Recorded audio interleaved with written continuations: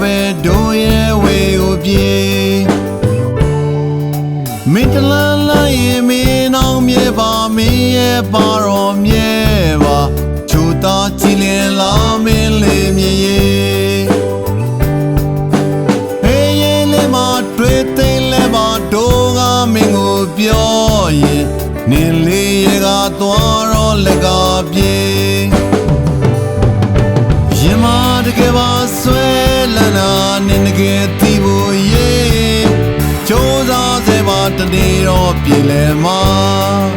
မျောလေးကျဲလာမင်းရဲ့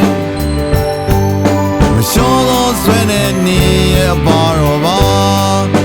မျောလေးကျဲလာမင်းရဲ့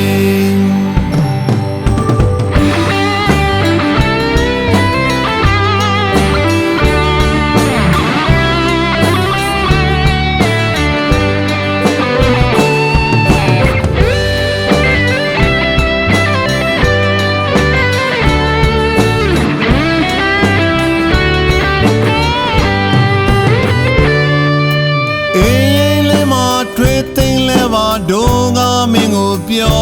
ရင်နင်းလေးရဲ့ကသွားတော့လက်ကပြေ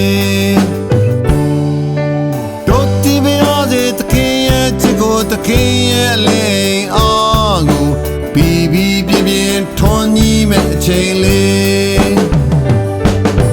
ရင်မတကယ်ပါဆွဲလန်းတာနင်းတကယ်တီးဖို့ရဲ့ကြိုးစားစေပါတနေ့တော့ပြေလဲမှာ